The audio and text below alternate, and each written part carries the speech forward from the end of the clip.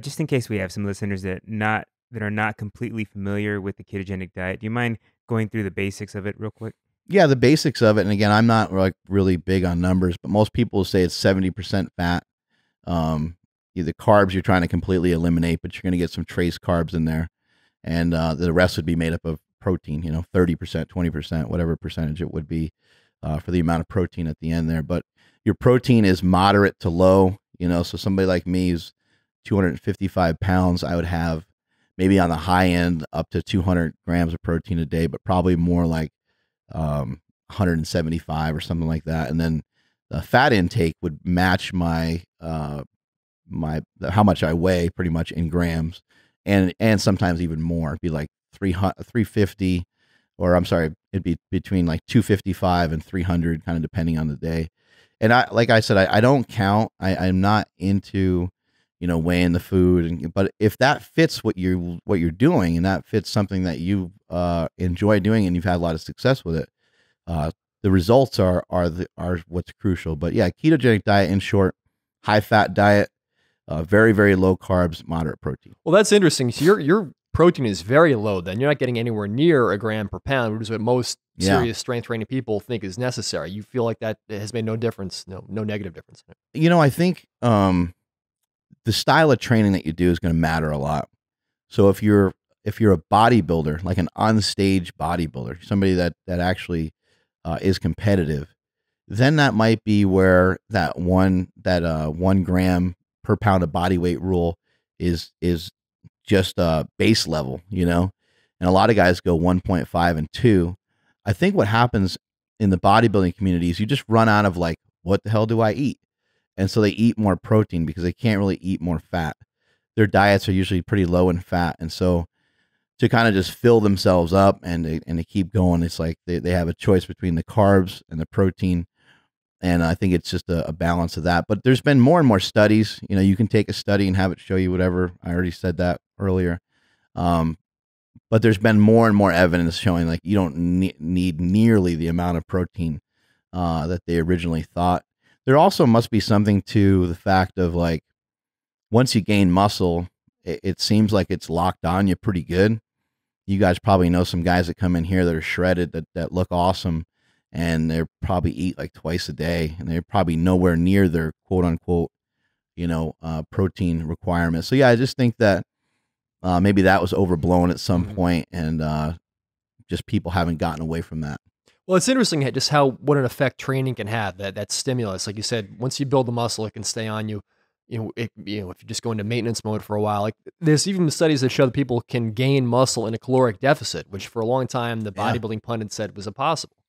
So there's something to be said for, I guess, just the old school idea of shocking the muscle and varying it up, and it'll keep it growing. Yeah, it's there's so many different things going on. You got people that will say this diet doesn't work and that doesn't work and that doesn't work. And you have people time and time again proving, all the studies and all the research and stuff wrong over and over again. Ketogenic diet does work. Bodybuilding style diets, in my opinion, are the most effective and the best diets in the world. They're usually lower lower fat, higher carbohydrate, high protein. Like a 40-30-30 split. Yeah, exactly. It's kind of a balanced diet, really. The only place where the bodybuilding community misses out in terms of being able to have that switch over to performance is simply in the levels of fat that they intake. And I think bodybuilders over the last couple of years, last 5-10 years, have learned that they should be consuming a little bit more fat. When you're switching over to something like MMA, I think a bodybuilding style diet, a traditional bodybuilding style diet, would be by far the most superior way to go, with the exception of just adding in probably almost doubling the fat, because a bodybuilder, somebody even my size will go with like 40-50 grams of fat, going into a show. At least, last time I messed around with those diets, that was the kind of consensus at the time. What's the stupidest diet you've ever heard of in your whole entire life? What's the worst thing that you can possibly remember? I don't think I've heard of anything that weird. There are things where people just eat really minimal amounts of food and they try to skate by, and I think that you have to be able to justify it. You have to be able to make some sense of it. So if you're talking about some sort of crash diet where you only have 800 calories a day, how many days can you actually do that? Is it sustainable? Is it hurting you? With my business, that's the question we always ask. How does this help? How does this hurt? If it helps more than it hurts, then we'll probably go do it. With your body, if you're to lose muscle, you might be in some trouble. So you gotta skate in and out of stuff quick. You gotta kind of stick and move like Muhammad Ali back in the day. You gotta keep moving. If you're gonna do like a crazy drop in your caloric intake, then it has to be strategic and it has to be for just a handful of days. Because if you lose your muscle mass, then your metabolism is going to slow down. Then you're creating a greater caloric deficit for yourself over and over and over again. Unless you want to keep talking about nutrition, which we could, I'd like to switch gears and just one of the big pieces of the Mark Bell story, I think, and we spoke on the phone about this last year, is the support system you've had in your life. You had incredibly supportive parents who you told me like they literally allowed you guys to play with knives when you were kids. Like whatever the kids want to do, the parents would always support them. Your wife has been super supportive. When you were a struggling powerlifter, you just seem to surround yourself with the right people who keep you going and they have a lot to do with your success. Can you talk about finding those people and how to draw those people into your life? Being lucky, is is a huge factor. How do you some people say, "Oh man, you're selling yourself short. You created your own luck." Well, I didn't make my parents. They made me, right? So, when it comes to stuff like that, I've just been blessed to have what I kind of consider some perfect parenting. But I think you learn from them that those are the kind of people you want to seek out in your life. Absolutely, 100%. And that's where the strategy kind of comes into play, is like trying to find people that are, maybe like-minded to me, but people that also have some different abilities than I have, to where they can really help fill in some gaps for me. I am not organized. I definitely have some holes in my game, and most of the people I associate with are able to pick up, the pieces where I'm not that proficient in. So when it comes to slingshot type stuff, when it comes to the business, I got Charlie Zamora here, who we brought over about 5-6 months ago from Caffeine and Kilos, which was a really great business that he helped start, and he was an owner of that. And he came over here to start working for us, to do some great things for us. He's somebody who's going to hustle hard. He's going to go through the whistle every single time, but also he just has different attributes than I do. I'm creative in a lot of different ways. He and I are so similar that it's almost weird that I was a little nervous in bringing him on. Because we're so similar, I was like, is that going to cause like are we going to go at it? Because we're like alpha males, but it never has. And it's because we're different enough. So he's kind of filling in some of the gaps where I'm weak, and I'm filling in some for him as well. We're filling in each other's gaps. Rocky. And then when you have the wifey, she's been the biggest support system I've ever had. Greatest thing that ever happened to me. That's the biggest pivot point I've ever had in my life. Because when I met her, I didn't have anything. I didn't have a car, didn't have a license, had bank account, right? Yeah, I had nothing. I was a fugitive. That's what my brother and I, we always called it, because like I was trying to sneak into gyms and different shit like that, just because I didn't have like a membership, and I didn't have a card to like put the membership on, and so I was there was nothing like going on with me that was like devastating or wrong or weird or anything. I wasn't like into drugs or anything weird like that. It was just I'm just a day-to-day person, so if I had like student loans and stuff, I didn't really know, I couldn't comprehend really what the fuck that meant. And if it's due in 2-3 years, it's like that's so far away from me that I don't even, I'm that way still. Something's a few days away, I'm like, fuck, that's way down the road. Yeah. I just kind of live my life day to day, and I'm not much of a planner. So the people surrounding me have been a tremendous help. How do you find those people? I think a good rule of thumb is to be better at like firing people. And when I say firing, I just mean the people in your life, kicking people off the team, so to speak. Get better at kicking people off your team. because you're not going to be that great at hiring people because you can't always tell who's who. You can't always make sense of like who's going to be at your bedside when you get really sick or something really crazy happens. Who's going to actually be like a friend that's going to really, come to the forefront. So I think it's key to like be like, you know what? Some of these people that I'm around are not good. I'm moving on.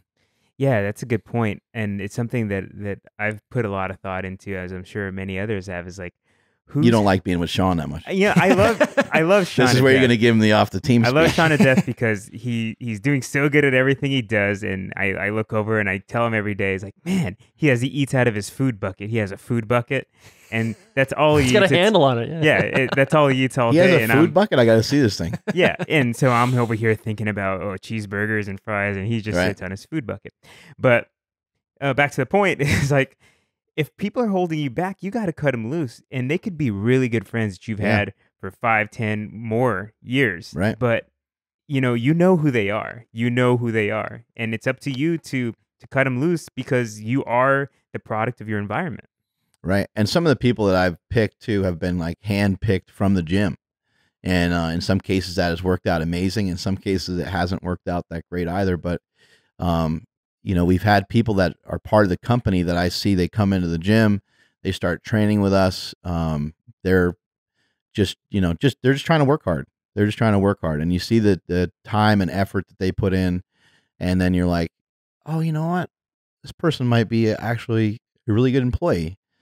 We just picked up a new girl that works for our customer service, Jessica Smith. She's been amazing, but like you can see it in the gym when she's training that she has the work ethic and she's fun to be around. It's like, well, how is that? How could that person not help your company a ton? And so we get a lot of that. And then again, like I tell people like over and over again that I'm lucky, and they don't want to buy that part of it. It's not a good selling point. When the entrepreneur thing is like a big deal right now.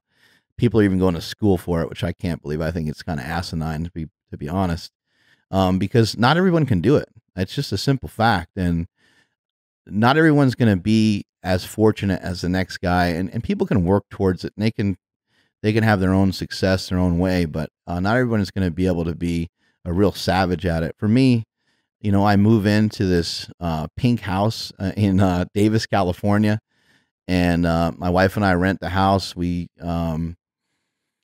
basically were in a bad situation in the first house that we were in, and we had to make some different decisions, different arrangements from there. My wife lost her job, then she picked up another job, and so on. And then Slingshot and Power Magazine were going, and we were able to make a little bit more money. We were able to live in a nicer neighborhood. So we moved this pink house that we're renting. I got 2 kids, and we're in this house and have the Slingshot product. We're selling it out of the garage.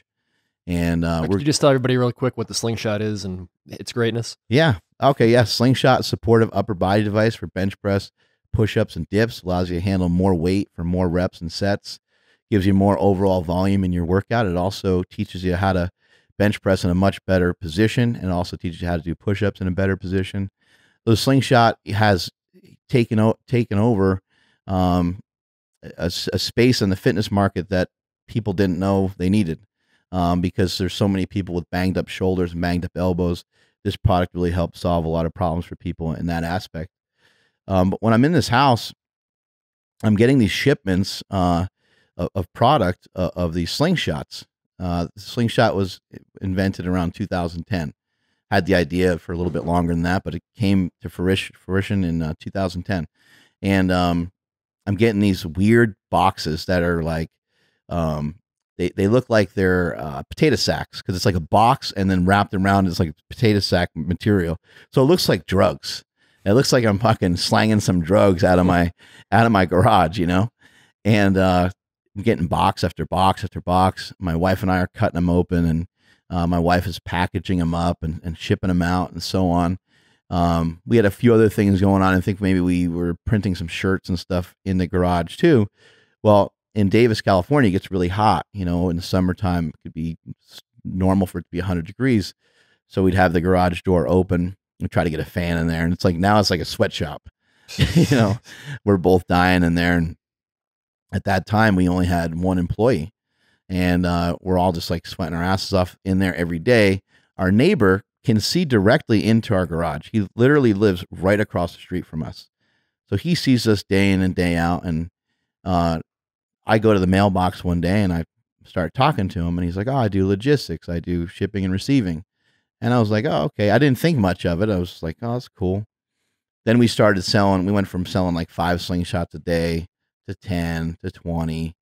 Now we're starting to mess up orders here and there. We don't know the whole game yet because we're new.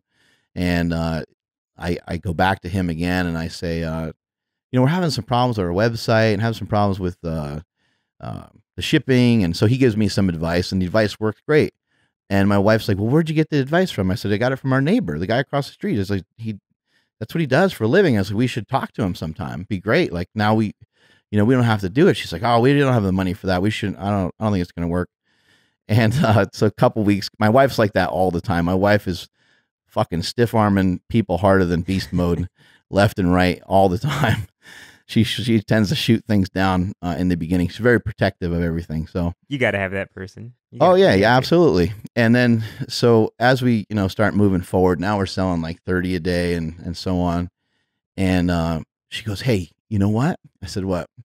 She's like, "I went to the mailbox and I ran into Liz at the mailbox. The last name is short of the family, and that's the guy's wife." And she's like, "I ran into Liz Short, and you know what?" I was like, "What?" She's like, "They have a shipping and receiving business." I was like, "I'll be goddamn, they do." She's like, "Yeah, we should have a conversation with them about shipping out and stuff." So again, just, luck, pure luck. My neighbor, the person that lives right across the street that can see inside my garage every day, is now the person that handles all the shipping and receiving for the entire company. It's outside of luck. It's also that you went and made conversation with them. Right. You just didn't expect it just to happen to you. Right? Yeah. You have to go talk to people. That's what I was saying earlier about putting it out in the universe. Yeah. I've been talking about having The Rock on my podcast, and I keep saying it over and over again, and it'll happen. Like it'll just happen. Yeah. I've known the guy for several years now, and I'm just going to keep talking about it every podcast I get on. I'm going to keep. You hear me, Dwayne? You listening out there, buddy? He is. Well, I think a lot of these things might seem like they fall into your lap because you put them out in the universe, but also it's your passion. You were such a passionate guy. Everything you've ever done has been because you love it, you want to be around it, and it just drives you. Your love for strength, your love for body transformation, that has driven everything. So, I mean, that seems to be, tell me if I'm wrong, but your biggest piece of advice on becoming a success at anything is just go with what you love. Yeah, I think there's a big factor there. And I would also, there's a lot of people in this world that are very lost, and there's a lot of people in this world that aren't, I call it putting up points on the scoreboard. The points on the scoreboard is money. To me, that's how we're judged. Unfortunately, that's the way life is. And so there's a lot of people that aren't putting up any points on the scoreboard. And so it's one thing to say, go follow what you love, go follow what you're passionate about. For me, I was never following it. It all kind of came to me after years of just doing it. I call it, you're kind of suffering for the unknown. Like I would work out every day, train my ass off, not have money to go to these gyms, have my cars break down, have just kind of all these just shitty misfortunes that we all dealt with. It's nothing crazy. But when you're suffering for that stuff for that long, and you're so hungry for it when it starts to come around, that you're really prepared for it. When some of these things do fall into your lap, you're like, fuck, I know what to do with this shit. Like I finally got the fucking, like I've been waiting for the ball, and now I got it in my fucking hands. I'm going to run every motherfucker over that I can possibly find. And so it's taken a long time, but that's kind of where it's at. Isn't it so great? Like when you put a lot of work into something and it just turns on and it just clicks. Isn't that like the greatest feeling in the world? It's amazing. Like I really love, our work environment. I love the people that work for me. And we have a great time. Like I said, a lot of these people were selected, from the gym, kind of see the work ethic they have in the gym. And it's like, all right, well, that makes sense. I can pull that person in because that was me. I was that person who was just putting in the time into the gym, and so it's been amazing. But to kind of go back to his point about the passion, I would just, people that have a passion, they have something that they really love, whether it's art or rugby or football or whatever the hell it is, you do want to follow that. But I would say you should also be following something that's realistic at the same time, because you have to put your work in. You have to put your time in. So even if you have a job at Starbucks, if you have a job at Starbucks that is helping provide a life for you that is allowing you to do what you're passionate about, then that means you're actually really hungry, rather than just sitting around and having your parents pay. Because I just see there's so many kids, 18 to almost all the way up to like 30. I think the age it just keeps growing. There's people at 45, 50 years old that are like switching to doing different shit, wanting to have their own business and things like that. All that stuff is great. It's fine. But I do think that if you're not hungry enough to try to keep things together, as you're searching for all that, I think you may end up falling short, because even when I didn't have like a bank account, a license, these different things, I was still always trying to work hard. I was still always trying to put in some work. I just couldn't figure shit out very well. I was going to say, what was that realistic thing for you? Because before you were an elite powerlifter, you were a pro wrestler. Most guys that think of that as like the solid career path. Yeah. Seeing my dad, as a kid in a suit and tie, I was like, I got to go the opposite way of that. That doesn't make tights. Yeah. You got to go with some short shorts. That never made any sense to me. I was like, that seems like too hard to work and stuff like that. But, for me, it was like I'd pick up jobs like bouncing or just like whatever I could to just get some sort of income, so I wasn't a total bum. But I do think it's important. I do think it's important to have, you need to have something. I know a lot of people that are, striving and trying to make it. In the fitness industry, you see a lot of it, because you can simply just have an online service. You can do online coaching, online programming. If you have a YouTube following, you start selling some t-shirts. And I see a lot of people doing it, and some people are executing it really well. There's definitely some different levels to it. But everyone's trying to be an entrepreneur, and everyone's kind of like fighting over like a lot of the same dollars. What I would advise people to do is, rather than just following your passion, is to start to think about like where is there some space in this business that makes more sense for me to go to, rather than just it's good to go where the money is. It makes sense. Like I'm gonna do, like, I'm strong. People want to know how to lift. I'm gonna tell them how to lift. Fucking math makes sense, right? It all adds up. And so it does make sense. But on top of that, I think that you shouldn't be so confined to that, hours and hours every single day, where you can't think outside of that at all. So you're going to have a moment where I see a lot of people in the gym training their ass off day in and day out, and they're not ever thinking about, for me, I was dreaming all the time. I remember like driving by places, and I would see a spot, and I'm like, I would love to like go in there and like see how much that place is. I want to like turn that into a gym, but I had no money. So it didn't make sense, but I was still earning money at the same time. It's just, I didn't have enough money to like figure out how to execute any of that. I always say, you want to make small steps, but you want to dream big. And for me, it was always just, I have a vision, I have a goal. When the slingshot was invented, it was just, we were just like off to the races. I immediately was like hit over the head with a list of instructions of kind of like what to do with this fucking thing. And the goal right now, I want to turn this into a $50 million a year company. Like I don't have any problem like throwing out numbers. I don't have a problem being like transparent. It's just, I have certain goals. I want to do things a certain way, and I'm just fired up every single day about it. Yeah, and for you, like, I'm sure it wasn't just, I came up with this product, boom, it's an instant success. Right. Like, I think a lot of people just quit way too easy. Like, 2-3 months, man, I'm not seeing any results. And then they quit. Yeah. Where it could take years to get something going. But if you stick with it, just keep plugging away every single day. Right. If you're really passionate about it, you're not just doing it for the wrong reasons, right? You can see success. I think lifting's helped me, with that, because you can lift. I mean, you can go in the gym and you can diet for 2 weeks and see way better results from just dieting than you would ever see from training. Especially if you never trained before. If you just went in the gym and worked out for 2 weeks, it wouldn't do anything for you. Like you would literally notice nothing. You might notice like nothing at all. Maybe some people that gain fast might notice some small change, but if you just ate better, you would see better results. But the point is all of it takes a really long time. And I remember as a kid, like I worked out really hard. I just think that I was probably at an age that might have been too young to really like gain muscle, wasn't mature enough. And so it was weird. Those earlier years were really strange. I was like 14, 15 years old, and I would bench press 315 for reps in the gym, and I didn't look like I could lift anything. And people would be like, "You need a spot," and I would just unrack it myself and do multiple reps with it. And they were like, "Holy fuck!" And I think they were just looking at me as like this young kid, but it all took so long to gain anything, to really even look like I worked out. I would say I was probably, in comparison to my friends, I definitely looked like I worked out, even through high school. But looking back at it, I probably didn't really start looking like I worked out. It's like 21, 22, which that's 9 or 10 years of working out like almost every day. So it does take a long time. The hurdles that are involved with making an invention is fucking insane. The amount of people that told me that it's not a good idea, and it's all that stuff is just,